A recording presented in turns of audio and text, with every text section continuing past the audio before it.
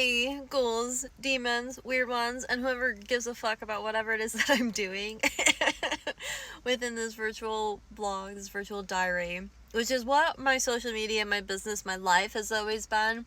It's always been just a journal of this experience that is Sarah, I guess, or this human experience that I'm having. I don't know. I've always had like just a different, weird, unique approach. Ugh. I hate sounding like that. So it sounds snobbish. It sounds stereotypical and Aquarian, but it is true. Like that is how I live life, as if it's a movie and a story that I'm a living story. I'm a walking myth, like living legend, right? All of those things. And I think that approach to life is so freeing, because like I'm here to do what I want, and that's what it's attached to, like all the philosophies that I've studied, because it's like I came to these conclusions by studying other philosophy and spiritual practices because I just wanted to feel alive.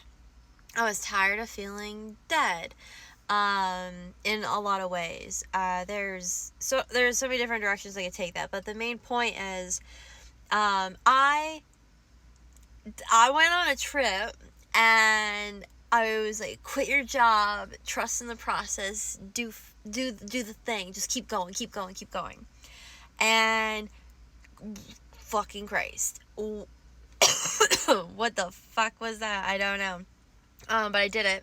I trusted it, and I really was pushing my social media more, in hopes to get money, to push markets more, to do all these things. Like I have not given up, and I have found my way through every different avenue that I possibly could, to promote myself, online, in person. Like I just keep pivoting, and it's funny. Like I said, so this all relates to like the TikTok ban. And like because I never delete my app. I was like, I'm not deleting it. I'm not doing it what any of these other fucking stupid people did. I'm just riding the course, like, because I would want to keep it forever, just to be able to look back at my own videos, be like, oh, that was look at my cool TikTok videos. I love my time-lapse videos. I love what I do. I love the artistic expression and the vulnerability and the poetry. Like, this is my scrapbook. This is my virtual scrapbook. I'm an air sign, I'm an Aquarius, and I'm in this modern world, but I'm like a Victorian poet at heart. So how would this Victorian poet live in this modern world? Well, as much as I romanticize a typewriter, it's fucking inefficient, and I don't have the patience for it. So I type on a laptop, and I voice note in my FaceTimes on my social media that I love sharing with people who I guess need or care for my message. Again, like, this goes into so many things, like the Aquarius. I was wanting to talk about this to myself, because this is all about me. Like, I'm not out here to offend anybody. I'm here to evolve my own way of thinking and being, and it's like it's a social experiment to an extent, but I've connected with some really cool people, and I've built community, and I really love who I've evolved into, despite all the criticism. It was something I really had to shed as someone who has felt very Elle Woods in her life, and people just never took me seriously. And I've been having my pity party, okay? I've been having my pity party in my salon, waiting for the judge, okay, Saturn, to beat the shit out of me and be like, you're not the girl I thought you were. And I was like, well, you know what? Goddamn, I haven't been the girl that I know that I am, that I was being. And I don't know, you gotta go through all the healing stuff. Like, I ruffled the feathers of the demons, and I had to battle them metaphorically. I'm so fucking sick of the fact that people can't understand that I am a poet and I fucking speak metaphorically, and you're missing the mark on what the fuck it is I'm saying. And I feel like I'm putting in pretty simple terms. And then I don't want to be condescending to people. That's rude. I don't like when I get on my fucking high horse, but people really fucking push me to it. I kind of think they do it on purpose. Sometimes I think they do it on purpose, because I'm a really patient person. Surprisingly, the internet may not know this. You probably don't believe it. I am married to somebody who is proof that I am a patient person, and I would not trade that for the world. I worked with kids. The kids that I work with, their families would say Sarah is significantly patient. Doesn't mean I haven't lost my shit or my cool, because I'm human just like everybody else. But like I have a high standard of those things, and like I just, for me, it's always been a struggle, people not taking me seriously, and knowing like the work that I do, and just this like, what is this like weird misunderstanding, like what language am I speaking? People don't speak my language. It was like kind of what I came to understand, and it's more about me learning other people's language and learning how to talk to the person that I'm trying to communicate with, instead of just like it's being yourself. It's not about that, but like in that way. Because it's important to speak who you are, but also you need to give people time to learn your language. And so again, but it's all these identities of just like, I guess, how defensive, or just I just get really irritated when people talk to me like I'm fucking stupid. I'm fed up with it. I've been fed up with it for a good portion of my life. Because it didn't matter how smart I was, how much I tried to prove myself. Oh no, did I kill my car battery? Hold on. That's stressful because I did that just not too long ago. My husband was not happy about it for good reason.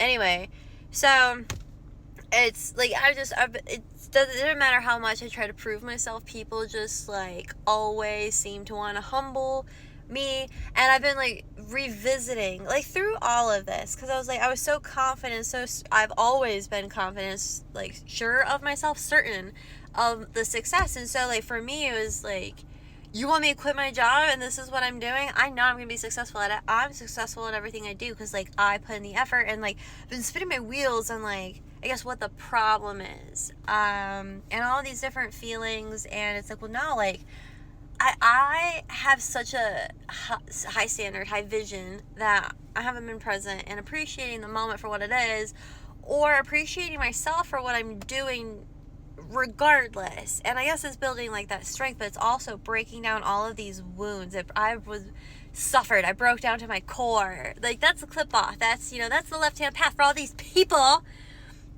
Fucking losers. People who did like left hand path parties. I'm happy I'm reflecting upon all of this, because like I really let people get in my head. And like, here's the thing, people send me death threats, people send me curses, like they did the whole thing, right? And that's part of it, but like I could feel the energy, like I'm like, why are people so against what it is that I'm saying? It's genuinely coming from like a really good place. And like also to think that I'm not well studied, like I know most people don't think before they speak. Guys, I hate being the stupid astrology person. Like I genuinely have a fairly grounded perspective of astrology. I love just funny pop astrology for fun. Things are for fun sometimes. I think people have lost sight of fun, but it's like I'm an Aquarius. I am uniquely stereotypical. All right, like I'm weird, but then it's like, listen, I'm an Aquarius, and I explain my birth chart, which seems to reach a language of people understanding me, and then they appreciate it more, but I still rub them the wrong way. And I've just had to learn to accept that. And there's so many like hero's journey metaphors that can go within it, but I really shed that, I guess, care, wound, or identity of being who I am, and like just accepting that being the comic, the fool, the whatever, the clown, like that doesn't mean I'm dumb. Being blonde doesn't mean that I'm dumb. And all of these just like other little things that were so silly that I got bullied over. But seeing these videos that somehow randomly got saved here on TikTok, for me to reflect, like they're sitting in my drafts, and it's like post them or delete them, and I'm like, let me go through this. Like which one's saved? What is it? It's been really healing, because I just feel this sense of confidence for like, I know what I stand for, what I'm trying to say, and I'll keep working on getting the message clearer. But you're not gonna come after me that way, I guess. I don't know how to wrap it up. I'm running out of time and getting nervous, so